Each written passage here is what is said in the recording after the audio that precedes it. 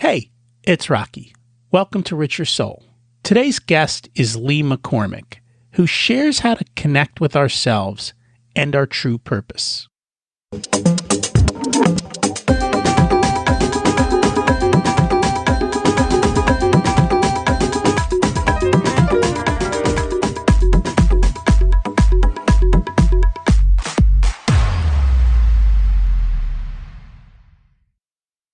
Imagine it's 12 months from now, and you've achieved your major life goals. How does it feel to be in the best shape of your life? To wake up energized, excited about the day? To have great relationships and friends who support you and propel you forward? How does it feel to have an excess of money, to be able to make the choices you want?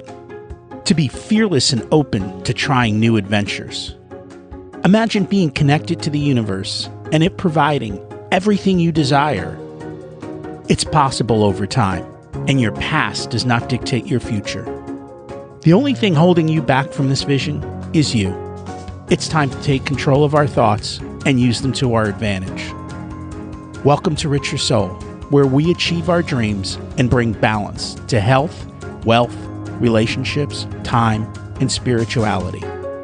If you have not had a chance to listen to episodes 1 through 9, I encourage you to go back and listen to the framework behind Richer Soul and how to create the life of your dreams. You can also find all the show notes for this episode at richersoul.com. While you're there, you can sign up for a monthly email where I share the best articles I read this month, let you know about upcoming episodes, and share a little wisdom. You can also listen to coaching calls under the Coaching Calls tab. I also share the most interesting articles I read every week on Facebook at facebook.com/Richer Soul. And there's also a Facebook group where you can ask questions and interact with other listeners. This week's opening theme is spirituality. Last week we heard Tim's story and how spirituality taught him forgiveness. What can you learn from the universe, and how will it change your path going forward? The following is a quote from Seneca, from over 2,000 years ago. The time will come when diligent research over long periods will bring to light things which now lie hidden. A single lifetime, even though entirely devoted to the sky, would not be enough for the investigation of so vast a subject. And so this knowledge will be unfolded only through long successive ages. There will come a time wherein our descendants will be amazed at things we did not know that are so plain to them. Many discoveries are reserved for ages still to come, when memory of us will have been effaced. We are still barely learning about the universe and our connection to it. While we've progressed a lot since that quote, we've still barely touched the surface. I find when I think about the vastness in the universe, my problems become trivial and so much easier to push aside as I think about what can be. Today, we'll explore how to live life on our terms, not societal terms. We'll explore the incongruence of life. We have to make the choice to decide how will we connect to the universe and how will we live.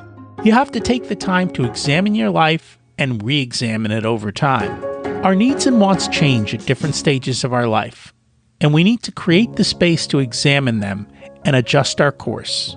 One of the benefits of creating wealth is that you have the time to think, the ability to say no, but you have to be willing to walk a different path.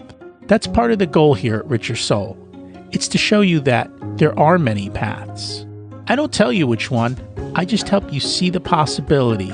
So many ways to the top of your mountain. A little bit about our guest today. Born into a tribe of movers and shakers, Lee McCormick has always lived out loud. He's the founder of the Integrative Life Center in Nashville, the Ranch Recovery Center in Tennessee, and the Canyon Treatment Center in Malibu, California, and has been a creative force in the mental health and recovery scene for over 20 years. He founded Spirit Recovery Incorporated to produce healing and recovery conferences and spiritual journeys around the world. Lee is also co-founder of the Front Porch Partners, a consulting management and research development company working in the medical and behavioral health disciplines.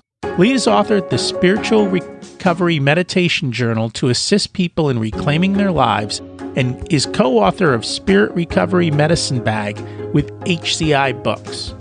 Lee is the executive producer and has a leading role in the documentary Dreaming Heaven, the true story of the experiences of 18 people over 5 days in Mexico. He has led many journeys to the place of power. Today, he is here to talk about his new Heart Reconnection guidebook and how a group of powerful friends sitting around a kitchen table created a masterpiece of heart-based healing. Let's meet our guest. Welcome to Rich Your Soul, Lee. It's great to have you join us today. Well, Rocky, it's good to be here, man. And thank you for joining us. So we always start at the beginning. What was it like when you were growing up, and how much did your family and school teach you about money?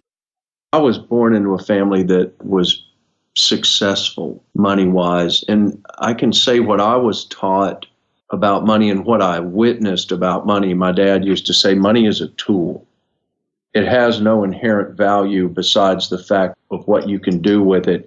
And should you ever make a lot of money or have access to money, you're responsible to how you use it as a tool.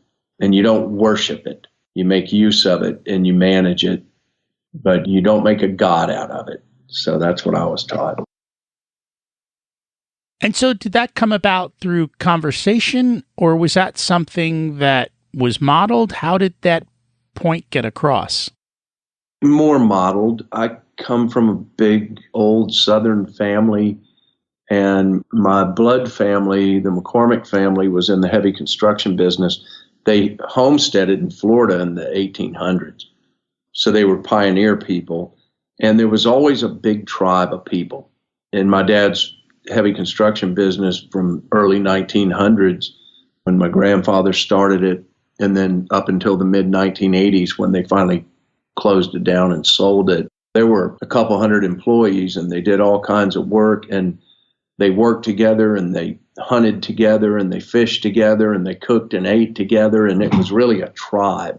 And so my dad, being the boss, he was the one that everybody came to when they had problems or they needed something, you know. So it was kind of it was not like a modern man culture that I grew up in. It was a throwback to, you know, to really kind of tribal. Everybody lived together and looked after each other.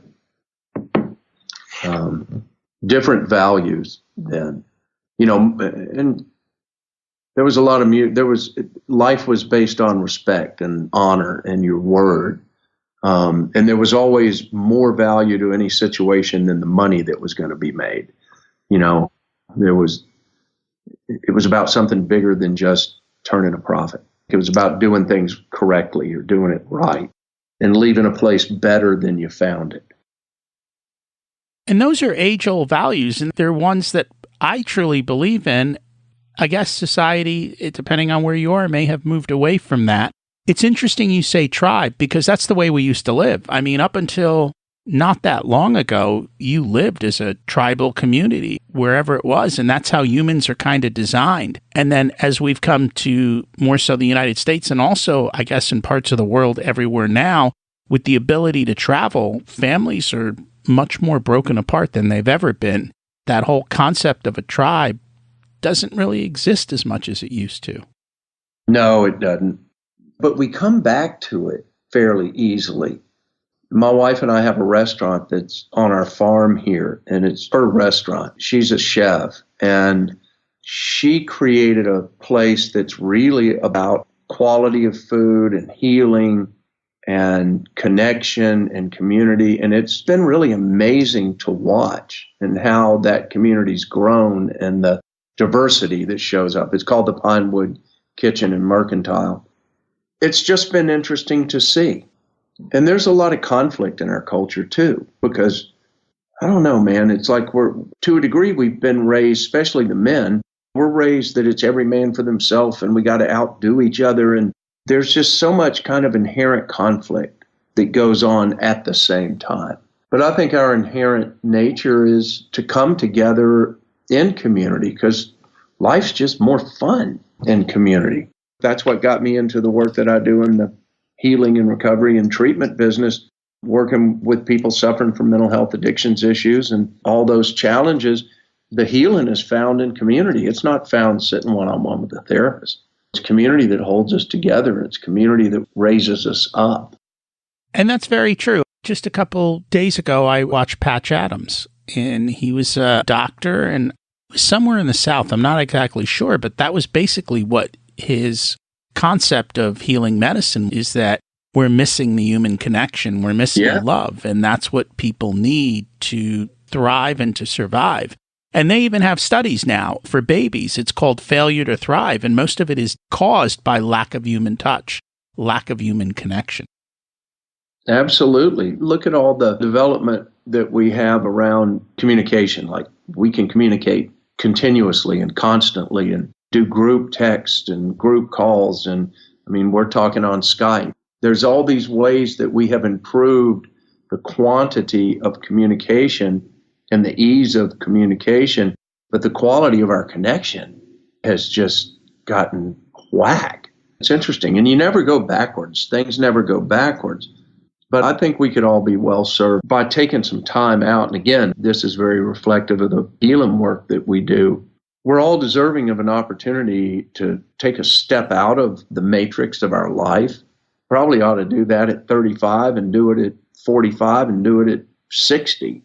To step out of the matrix of your life and really take all the pieces apart and question everything that you believe or you think or you're doing. Just sit with it, which is one of the aspects of this book, is sit with some open-ended questions. Stay away from that need to immediately want an answer, right? Like, give life, give spirit, give creation an opportunity to let something new maybe be revealed. We never stop. We don't question ourselves unless we're in a crisis. We just keep blowing ahead. I think it's undermined the quality of the way we live life. And that's very true. We've had a lot of guests on who have had a life and death experience or a very close call, and those things kind of started them down a path to reevaluate everything.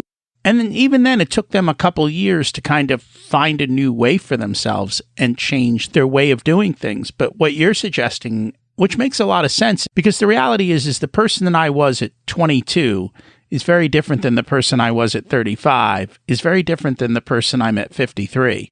We're all very, very different people. And I think a lot of people, if you don't take the time to stop and rethink what you want, you get stuck on a track or in the drift, and life takes you where it takes you, and you may not like where you ended up.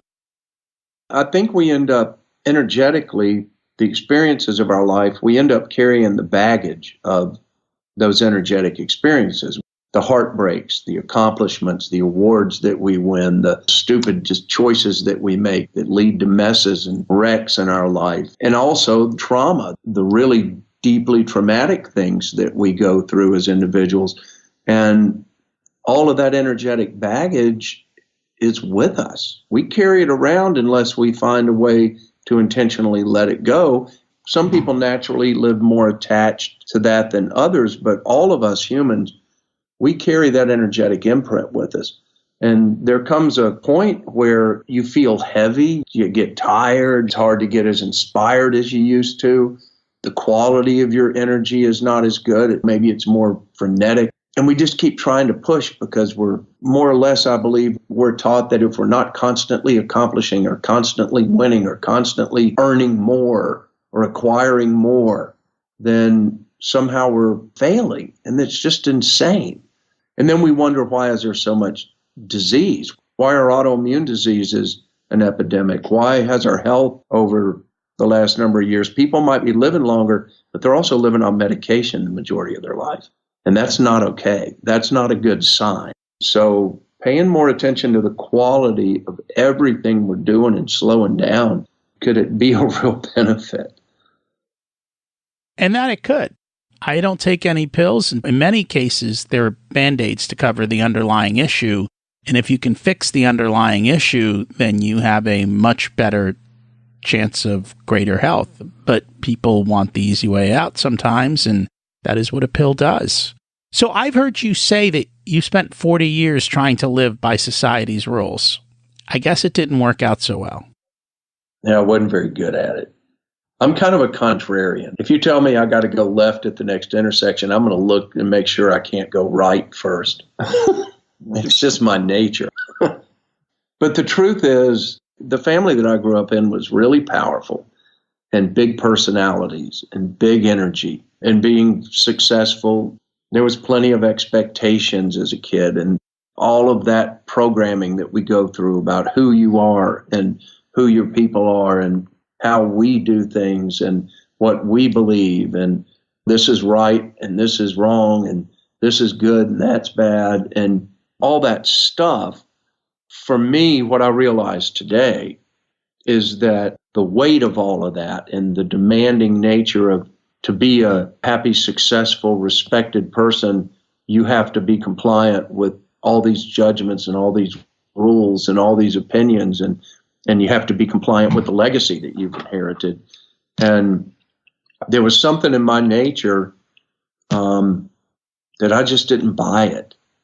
Right? I worked at it, and I tried to do it, and there were parts of it that I loved, and parts of it that, of course, I didn't.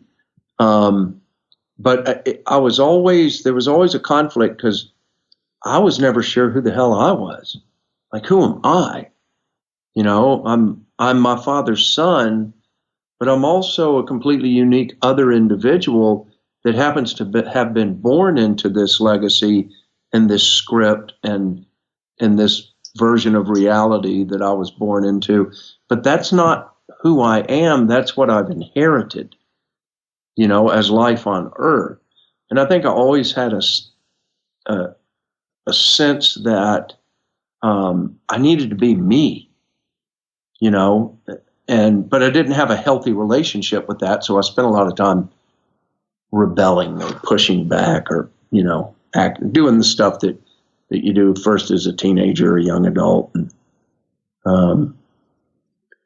you know, culturally, we don't recognize that our children are all unique individuals and they're not our property. We don't own them.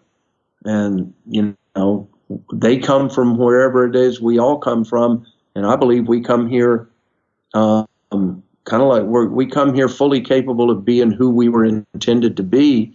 And then we get hijacked by the world, you know, and we're born good enough.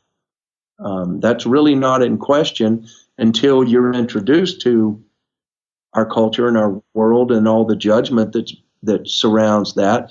And then you're taught a different story of life. You're not taught that you were born good enough and now let's discover and help you figure out who you really are and the things that you love and what your innate talents are. And what would you be called to do? What do you love? What do you enjoy? We don't nurture our kids to fulfill a sense of who they really are and to necessarily pursue the talents, their innate talents. We typically have better ideas. Like I wanted to be a forest ranger, man, in high school. You know, I took all those personality test things in high school, and it said I should be a musician or a forest ranger, right? And then the counselor said, yeah, but, I mean, look at the family you live in, dude. You can't go be a forest ranger. You know, like you guys own companies and you do all these things. And I was like, yeah, well, being a forest ranger sounds pretty cool. And it's like, no. That's not for you. You need to go to graduate school. You need to be a business major. So instead I bought a guitar and learned how to play music and spent 7 or 8 years living in honky tonks and landed in Nashville with a band. I might have been better off being a forest ranger. So how do we break away from society's rules? How did you break away? How did you figure out who you are? How do other people do that? For me, and I think oftentimes it's the result of falling into a pretty self-destructive pattern of living. You look at all the addictions and mental health issues and personality disorders and all of these manifestations of being uncomfortable in your own skin, because we humans are smart. We're really amazing beings. And And if we're not comfortable in our own skin, we're going to find a way to medicate that. I don't want to be present in my life if I don't like being me, if I'm not comfortable being me.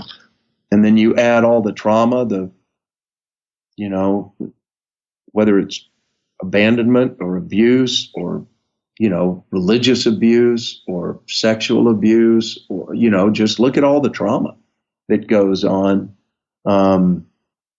You add a layer of that on top of kind of an insecurity, an innate insecurity that you've inherited in the world because you're not sure you can ever be good enough for the people that raise you, that you grow up with. You try to be good enough, but you're not sure you can ever be good enough. And then you forget that you don't really believe you can be good enough, but that agreement stays with you, and then we develop all kind of self-destructive behaviors around that. Well, that's what I did, and I was also on the road playing music, and God, in the 70s, drugs and alcohol weren't bad for you.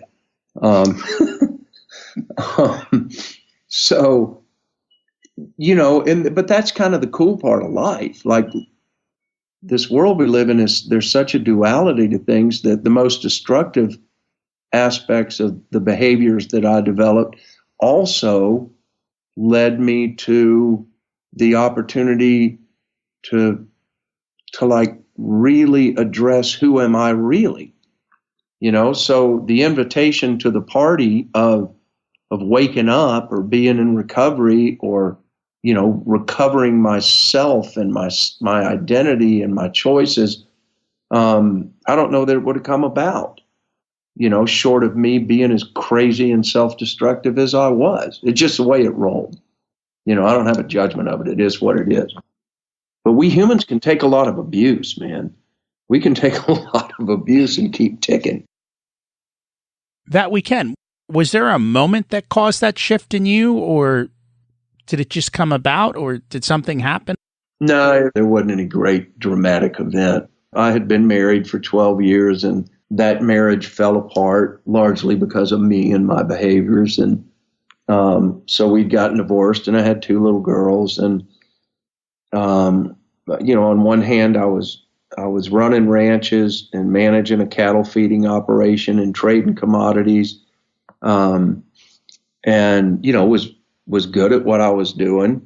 But at the same time, then I would go disappear for a couple of days at a time and go stay high. And, so, and that pattern of behavior got worse as it does. Those patterns over time, the kind of the cloud gets bigger and the shadows get longer. It doesn't get better on its own. And so it was just, I was 41 years old, and I checked myself into a treatment center after, 10 years of just pretty self-destructive, crazy behavior that I couldn't stop. I didn't know how to just say no, right? So I met a therapist and went to her a couple times, and I'd never done that before. And she said, there's a treatment program in Arizona that I think she said, I think you would probably really appreciate the experience because it's actually a cool deal. And I had no idea what a treatment center was.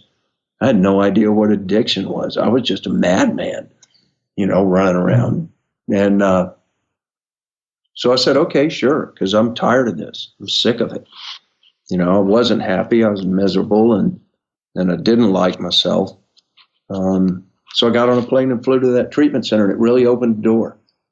I realized, more or less, the whole, what I call the whole backstory of humanity. You're in a group with 10 or 12 people, and they were all from, not dissimilar backgrounds. They were all from quote unquote successful kind of families, and they had everything going for them. And, there was no good reason for them to be unhappy or for them to be behaving the way they were behaving. And then you start hearing the backstory about the abuse that goes on behind closed doors in that family, and what the uncle did, to his niece, or, what the priest did um, to some young man, or, the abandonment and the anger and the rage, and just what I call the backstory of the rest of the story, as Paul Harvey would put it, of who we are as human beings, and what's really going on in families and in communities, that nobody's talking about. And, hearing that, realizing that, it's really heartbreaking. More the depth of heartbreak and sadness and fear that you're seeing in the eyes of people when they're talking about it or witnessing it, the emotion that comes with it and all that. And in a weird way, it made sense of why I never really bought into the official story of, go to school and work hard and make good grades and pick a career and make a lot of money and get married and have kids, and it all leads to happiness. And I was like, you know what? There's just something not congruent here. Like, I always felt that, but I didn't understand it. But in that treatment center, it started to make sense that, culturally, our culture is really a big facade, that there's a whole other truth that nobody's really talking about. And what is that other truth? In different families, it's different ways. But when you're born into this world today, look around. There's incredible levels of trauma and wars and economic, pressure and pressure to conform and judgment that all the rules of how you have to be or should be if you want to be good enough as a member of this church or this synagogue or this temple, and the pressure in schools. Gosh, these days, the levels of anxiety, among kids in school to perform, the demands that are put on children, particularly in private schools, the demands that are put on kids, the amount of homework that they have in fifth and sixth and seventh grade. It's 2 or 3 times because I have a 12-year-old and a 16-year-old, it's 2 or 3 times what I had to do.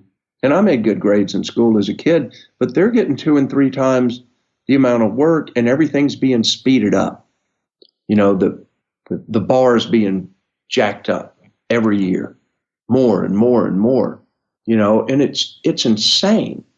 And we get that from all angles, expectations and judgment, man. Like, if you can't measure up, then you're not good enough. Well, that's just a lie. Who is society to tell any human that they're not good enough when society, we're not created by society. We come from somewhere else. It's like that saying that Jesus is quoted with, my kingdom's not of this world. We're not of this world. I don't know where we come from for sure, but I know I was not created by this world. So what are you doing differently for your kids to help them grow up so that they know they're enough? Like the things that they love to do, which both my daughters, one of them loves to dance. Well, we got them involved in dance classes because it's one of the things you do when you have 2 little girls, right? You take them to dance classes after school, and they loved it when they were 4 and 5 and 6, and they pursue it. So they work really hard at it. And then my 16-year-old daughter is an amazing musician. Well, music's just in her blood. It's completely natural and organic, and she is amazingly talented. And I just, it's like, okay, well then play music. She sits on a stool and plays in our restaurant on the weekends. I don't do the, oh my God, you're so great all the time. It's like, no. If there's something you love doing in your life, pursue that, and work at it and be good at it. And understand that it's it's your relationship with life, and you, my child, are responsible for creating a life that you love living. This is your responsibility, and you need to sort that out, and you talk to them, be in relationship with them, and you listen to them. You don't tell them. And that's very true, because they're not going to listen to what you tell them. They'll watch your actions and they'll do what they want. Well, and boy, that's another thing that you see, I've spent 20 years now working with families, dealing with all kinds of issues, and, the incongruence that is so common of, the dads telling the kids that they need to do this and they need to do that, and they don't do this and they don't do that. And it's just completely incongruent, because the way the dad lives is a whole other story. Or the relationship between the parents, is so contentious and true, but everybody's telling a story about it's all just right and correct. But as a kid, you don't understand incongruence, but you feel it, and you try and sort it out, but you don't trust it. And so I don't know, man. It's one thing I do know is that the messes that we inherit when we come into this world, those messes are not going to go away on their own. They're our human legacy, and we have the ability and the power to clean all of this stuff, and to let it go, to unravel it, to rewrite our story, to recreate our relationship to life. That's the power that we hold. And so is that where the book came from? So the book is the Heart Reconnection Guidebook. Harness your heart's innate ability to reclaim its wholeness. Yeah, I'm fortunate enough, having worked in the mental health addictions world for 20 years, there are a lot of conferences that we go to, with amazing presenters and writers and experts and PhDs, and and they get up on a stage and they do a presentation to 300-400 people in a room, and so there's just all this knowledge that you have the ability to be exposed to, and then there's a smattering of individuals that are just really like the real deal. They're real healers. They're not just intellectuals or researchers. Kind of like in music, there are a lot of people who are talented and can play instruments, or they can sing, and they have a talent. And then there's those people that are just magic, that like when they pick up a guitar and they start playing and they open their mouth, the whole room stops. Well, there's healers like that. It's a gift. It's a God thing. And those people have always intrigued me. I call them the masters. They're masters of their relationship to their work, and they're masters in their life. And whenever I've discovered or run into those people, I've made a point of trying to connect to them. And I've been doing this for 20 years. And some of those people, Joan Borisenko and Mary Faulkner, Gary Seidler, the several of the people that are involved in this book project were those masters that I walked up to at a conference and introduced myself and said, I'd really love to have a conversation with you. And, basically I could have walked up and said, look, I'd really like to learn something from you. Like you've got a gift. And I got to be friends with some, and we were hanging out at Joan's house in Santa Fe during a conference, this group of people that are involved in the book. And I brought up this subject that the mental health addictions world and the treatment world, for all the work and all the money that goes into it and all the best efforts, we still have less than a 50% effectiveness rate in empowering people to change their life, really change their life, or recreate their relationship to life. And so it's just not good enough. And professionally, there have been a lot of excuses over the years that, well, the disease is too powerful or cunning and baffling, or that person just doesn't really want to get better. And that's a lie. It's not true. If they show up, they're trying. And so I said, you know what? It's our responsibility to take this whole thing apart and try and sort out what are we missing, because we're missing something. There's something in the core or the foundation of the way we're approaching this work and the way we're engaging with people that is not true. Like we're just missing something. We're believing something. We're telling a story, and there's some just straight not truth in it. And if we could come together, we, the people in that room that had over 200 years of combined experience in healing arts and medicine and philosophy and teaching, if we could come together and really kind of dream into this together and question it together and reflect together, I bet we could come up with a new paradigm, because we desperately need a new paradigm. And that's what started this. And then 3 years later, we had the book. And dude, it's a lot of work doing a collaborative effort on a book. I am sure it is. It's hard enough to write a book by yourself, and to do it with others and to get everyone to agree must be a monumental task.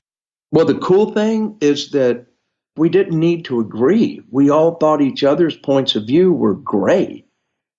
There was such respect. You know, we're all old enough that it wasn't a room. If you'd have put us all in the room at 35 or 40, it would have been an ego fest. Well, we were all like, God, I never thought of it that way. Like each person that would share something, it was like, okay, that's got to be in the book. Well, we would have had to have written an encyclopedia. So we have a fantastic editor, and she just did an amazing job at weaving this together as this first offering. This book is a first offering, because ultimately where we're going is to engage anyone that wants to connect into this heart reconnection platform. And we're going to build a platform in a way of engaging people on a healing journey that's really respectful of each individual and their right and their need to make choices for themselves. And, we need to put it back on, instead of an expert answering your questions, when you have questions about your life or your healing, the only expert in your life is you. You're the only one that has to live with your choices and your results. And you're the only one that knows yourself on that level. And you're the one that's responsible for yourself on that level. So from a place of compassion and awareness and strength, you put that back on the individual and raise them up so that they realize, oh my God, I'm going to have to make these choices for myself, which is daunting, because our culture tells us if you have a question about your life, go find an expert, let them answer it, and then do what the expert says. Then you're living the expert's life. You're not living your life, are you? Not really.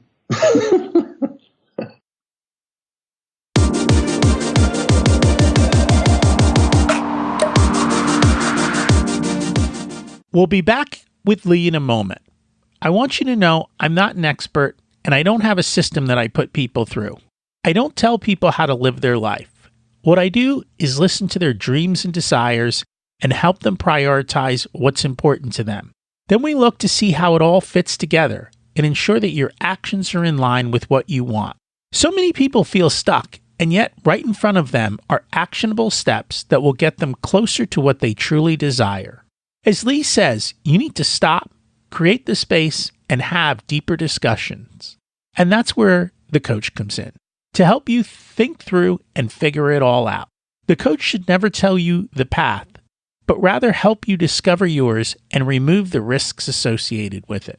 One reason a good coach is different is because they listen without biases to your desires, and they help you find a way to make them possible.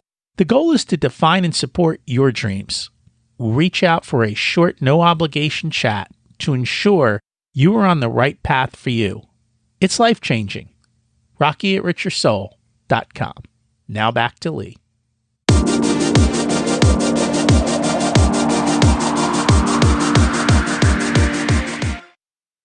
Let's dig a little bit into the book and into your work and what you've taught people, one of the things that jumped out at me is that you said, you are not your thoughts or your body. What does that mean? So I'll give you one of my little clever things around this. We all have voices in our head. And what I mean by that is we all are having thoughts. And the thoughts, we don't know where they come from. Like, can you tell me what the next thought that's going to enter your head is going to be? Nope. Right. You can't. And we don't know where do the thoughts come from? Well, sure, a lot of them are coming from that database that's on the hard drive of our mind, right? And so it's recycling information. But then there's that whole other level of thoughts that who knows where they come from. It's like comes out of the cosmos somewhere. So if I'm the thoughts that I'm having, who's listening? Who's hearing them? You understand what I'm saying? So I'm not the thoughts that I'm having. I'm the one that's hearing those thoughts as such in my mind. I'm the one that's getting that message that the thought is delivering. And so I'm not my thoughts. I'm the witness to them. And yet we'll judge ourselves over the randomness of our thoughts. Does this make sense to you? It does. I've always said you're the average of the 5 people around you. And the funny thing is along those lines, you're probably the average of the voices in your head that are constantly talking to you. And depending on what you're willing to listen to determines who you become. And I think that's a hard thing to do, is to not listen to the voices that don't serve you. And yet we do listen to them. We listen to the ones sometimes that bring us down. And you have to be intentional to only listen to the voices that push you forward. Exactly. It's like, you know what? Listen to all of them and reserve the right as to which ones you're going to respond or react to. And that's part of the practice. And that's an aspect of what's in the book that, I have crazy things come into my head. And I'm like, what in the hell is that? Where did that come from? And I mean, it's amusing to me sometimes. And I don't judge myself over it anymore, because I'm just like, okay, clearly the cosmic channel of consciousness that is our mind is kind of a carnival sometimes. But what I've learned over the years is that I'm not responsible necessarily for the thoughts that I have, but I am 100% responsible should I react to them. I'm 100% responsible for what I choose to believe, because that is an active choice. Belief is a choice. And I'm also 100% responsible for how I respond. And I'm responsible for what I give my attention to. I can have voices in my head talking. I can be having thoughts. And I can also put my attention into having a conversation with you, kind of like having kids in the back seat of the car. They're back there making noise and shooting dart guns and yelling because they want to go to McDonald's. And in your mind, driving the car, you're focused on the road and you're focused on where it is you're going, because that's your responsibility. Well, it's the same thing living with the voices in our head. I'm responsible for navigating my life. And if the voices in my head are just a distraction, I'm responsible to not get hooked by them and go off down the rabbit hole. So it's like we can learn to basically be the adult in the room with the voices in our head. And you give them your attention if you want to, or you don't give them your attention if you need to be giving your attention to something else. It sounds so simple, but I've got to believe it's very hard. Oh, it's a practice, man. It's a practice. It's like learning to meditate. It does sound simple because it's true, and it requires discipline.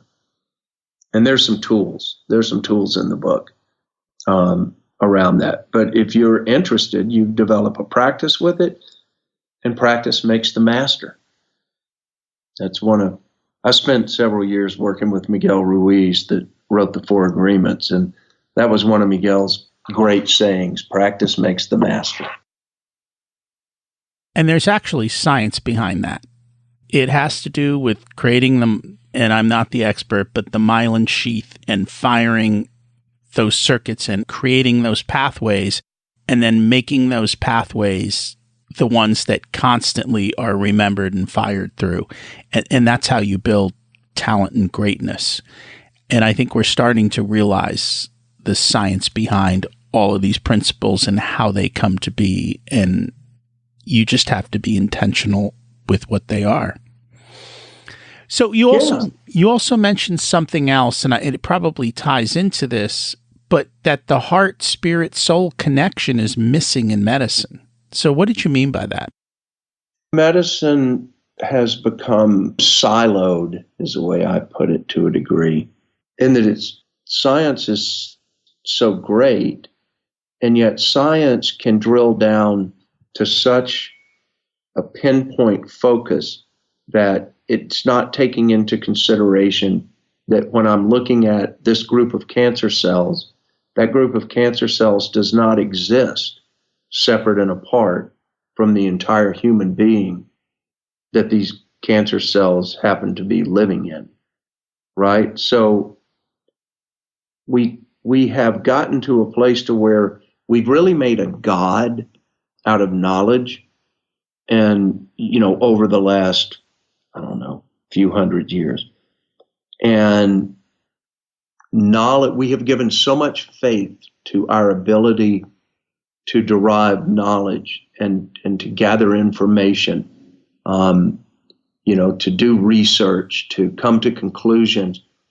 And the majority of the time, those conclusions and that research is done like a snapshot of a picture of a particular aspect of a particular aspect of a part of something.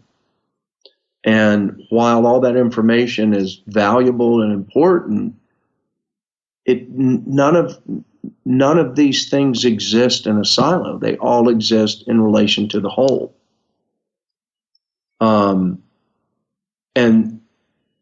the power and the presence of energy, of faith, of love, what the traditional healers, the curanderos in Mexico, and the medicine people of indigenous tribes all over the world, even Chinese medicine, which is thousands of years old and incredibly effective in healing arts and healing practices. There's so many traditions that are truly effective because they look at the whole, but they operate from a different perspective. And the Western mind demands immediate results. And then our Western culture has also been hijacked by this whole idea of profit. We're kind of like the Klingons were in Star Trek.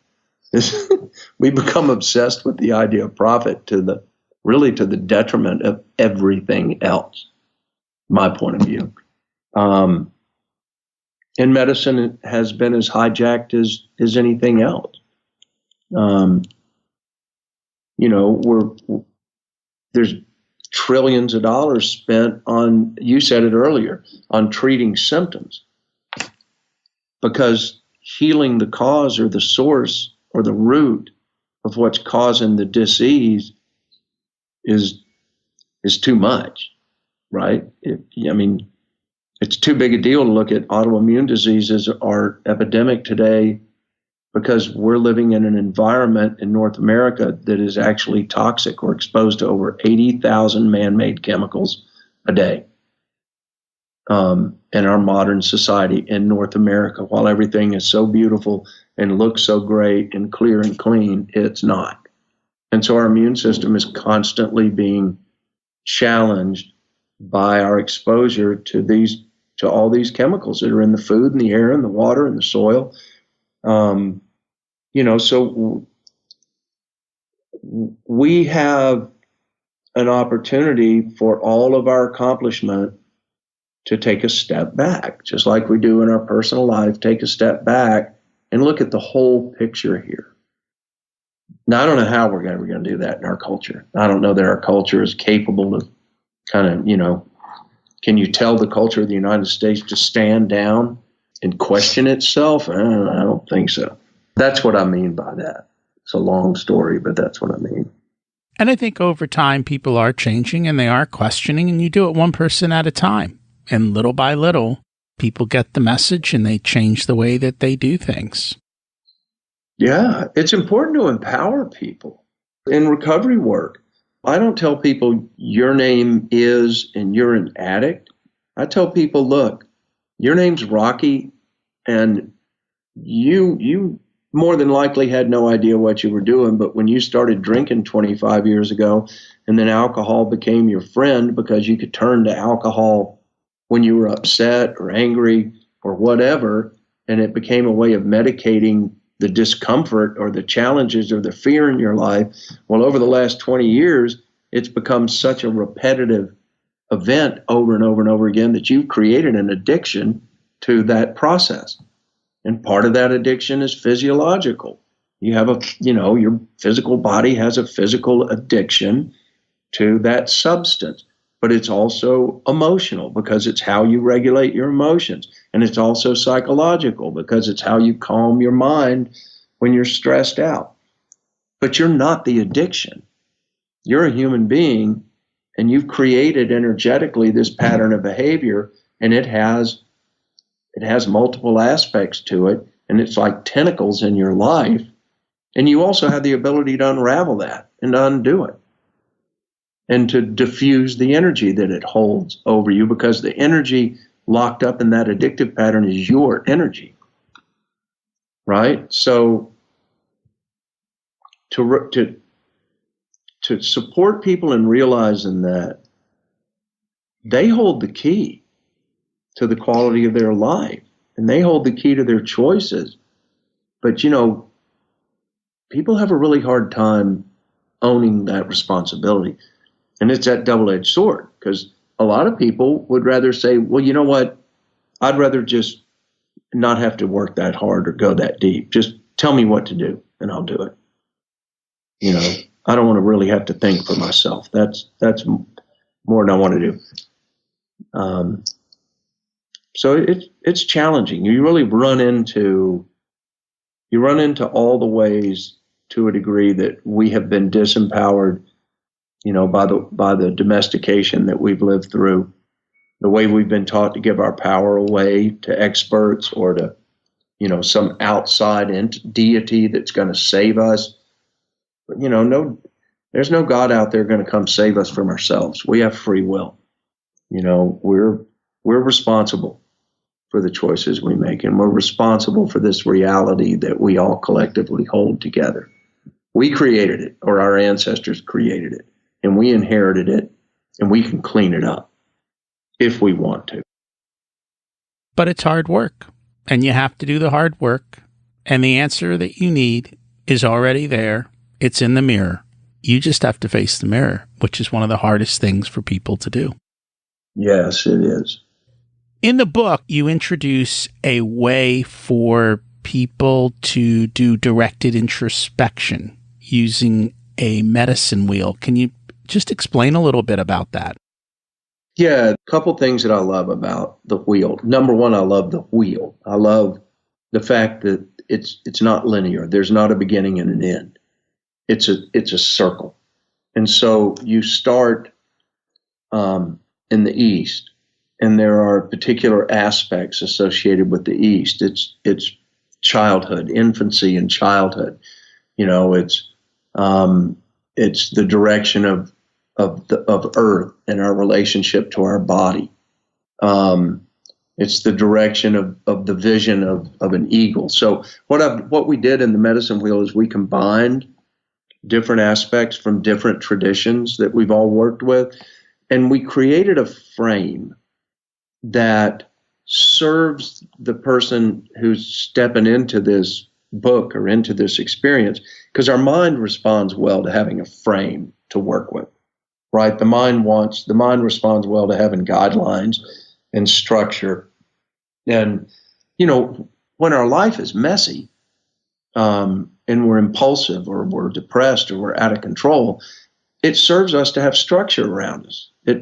It supports us. It calls us out. Okay, I can do this. Let's work on this section here in the east. And then after I've done that, I graduate around to the south and I work on the aspects that are presented there. Then I graduate and I move around to the west. Well, that structure is there to support us and guide our attention. The cool thing about it is that, as you said earlier, if you worked your way around that medicine wheel when you were 30 and you did that self-reflection and that questioning and that work with yourself, and then you come back to that same medicine wheel when you're 40, you're going to have a completely different experience as you work your way around it, because of how we grow as individuals, because of how our life evolves and transforms. And then you come back to it when you're 60, you're going to have a completely different experience again.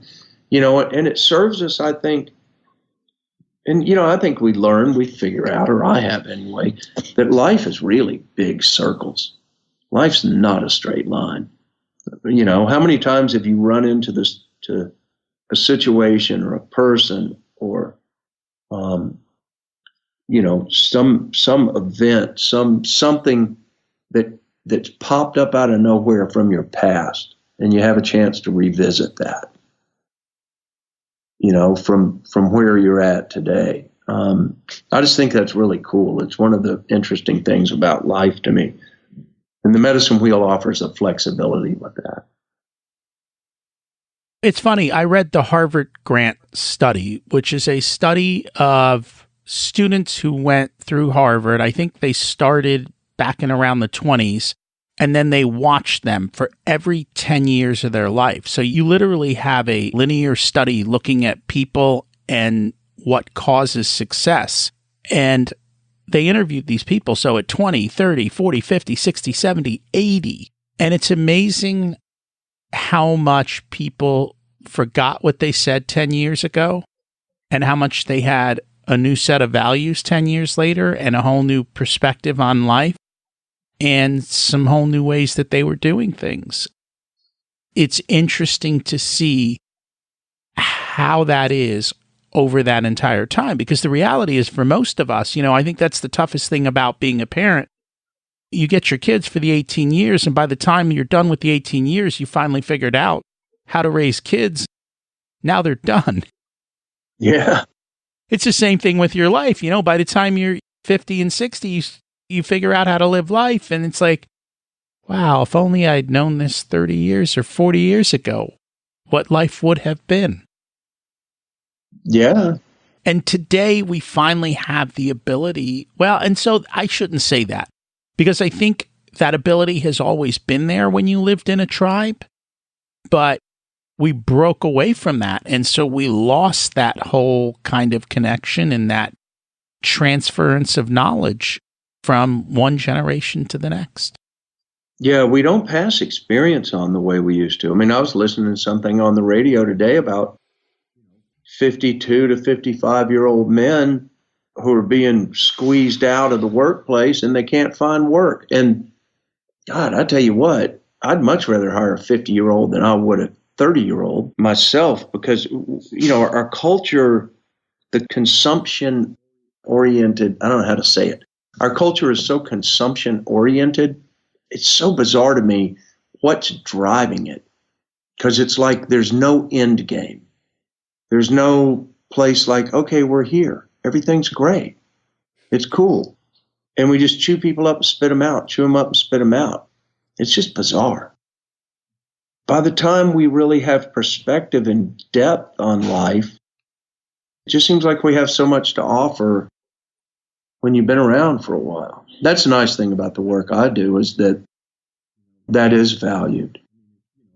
If your life's in a crisis, you don't really want to go sit down with a 30-year-old therapist. I want to find me some 50 or 60-year-old that lived a couple incarnations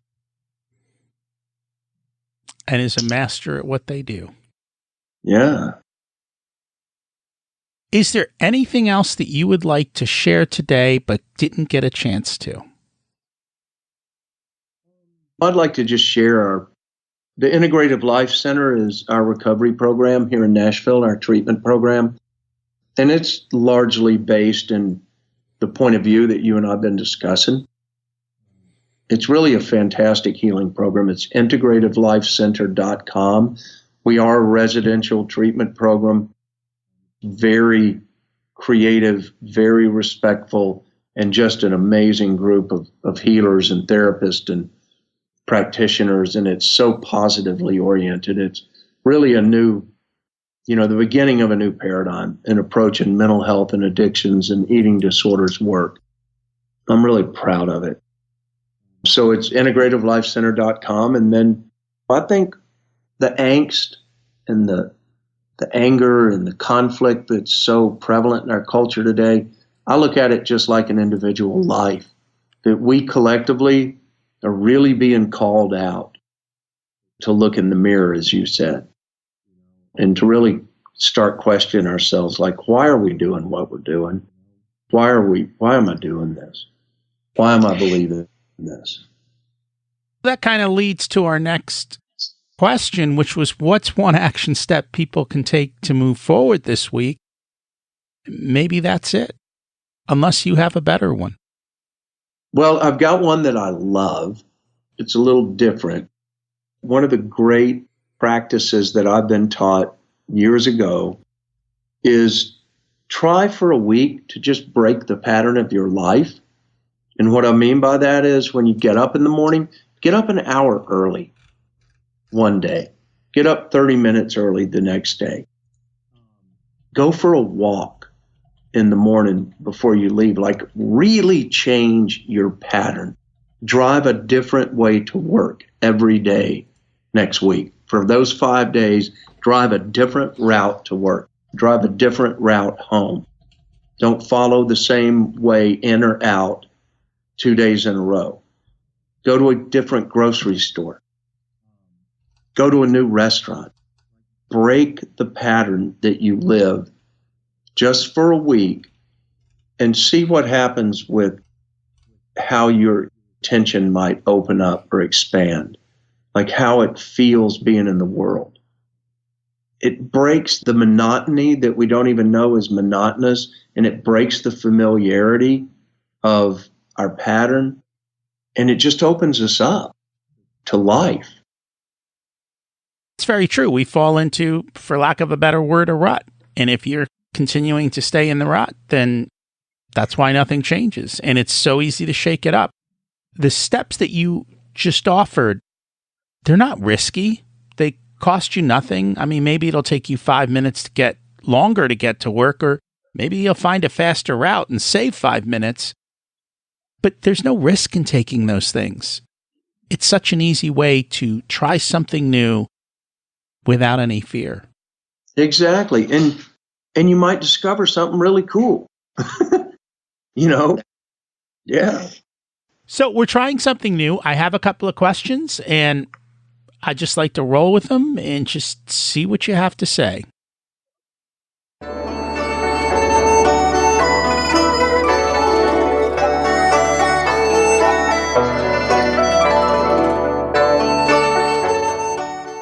It's time to learn the secrets of life. The first one is, what's your secret to living life?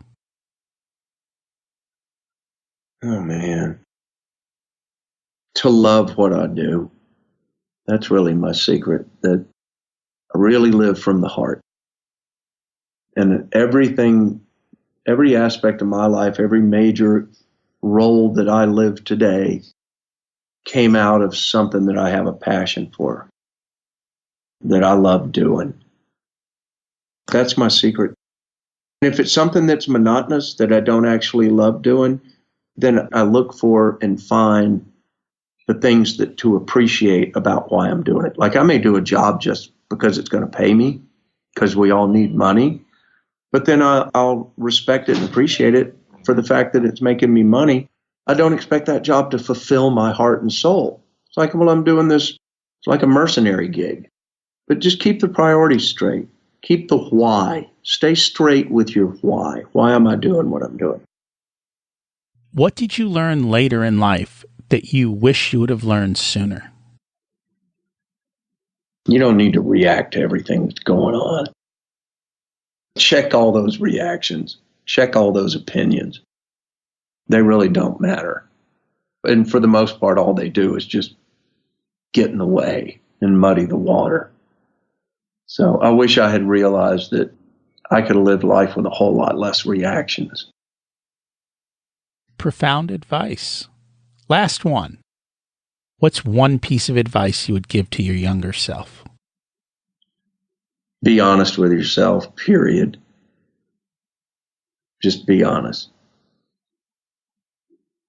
Even if it's not popular, respect what you feel to be correct and what you feel to be true. And trust that. Don't go against yourself. That's not easy to do when you're young, to be able to take that stand and to be able to do that. So I think that's great advice. If people would like to find you and connect, learn about the book and learn more about you, what's the best place for them to do that? The Heart Reconnection Guidebook, it's on Amazon. You can also get it at your local bookstore. And if you have a local bookstore, please go buy it or order it from your bookstore. We need to start supporting the bookstores we have left in the country. I love bookstores.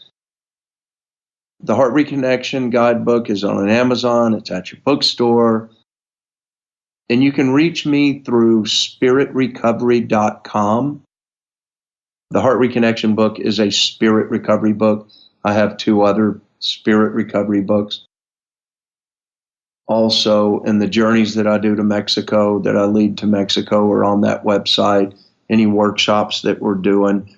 You can also connect with me and or Spirit Recovery on Facebook. I'm Lee Richard McCormick on Facebook, or Spirit Recovery on Facebook. And you can reach me through the Integrative Life Center in Nashville. It's integrativelifecenter.com. And we will drop all of those in the show notes to make it easy. Thank you so much for joining us today and sharing your wisdom. I really appreciate it, Rocky. You're a great interviewer, man. I'm so relaxed. It's nice. Thank you. I'm glad you had a wonderful conversation, as I did, I know myself. All right, brother. Happy 2019. What do you say to the voices in your head? Do you believe the thoughts you have? It's your choice to say no. Everything we need and desire is inside of us, and we need to take the time to do the hard inner work to create the life we want. It's important to have someone on your team who's ahead of you and can help you make better choices and achieve your dreams even faster. If you struggle with addictions, I encourage you to get help. This week's action step is to break the patterns in your life. Do things differently than you normally do. Try something new. Get out of your comfort zone. You might be surprised at what you find, and there's really no risk or cost in doing this. If you're still listening, you must have liked this episode. So please share it on social media or with a few friends, and if you get a chance, leave a rating and a review. I would appreciate that. What's preventing you from moving forward, and who are you putting on your team to help build the life you deserve? Taking no action creates a far worse outcome in life than trying something and failing. Can I help you achieve your goals through coaching and accountability? Just email me and we can start with a short chat to see if we're a good fit for coaching. For many people, one session allows them to take a giant leap forward towards their dreams. You can always get me at rocky@richyoursoul.com. I'd love to hear how you're doing and how the information I've shared has helped you. Thanks for listening. Have an abundant week.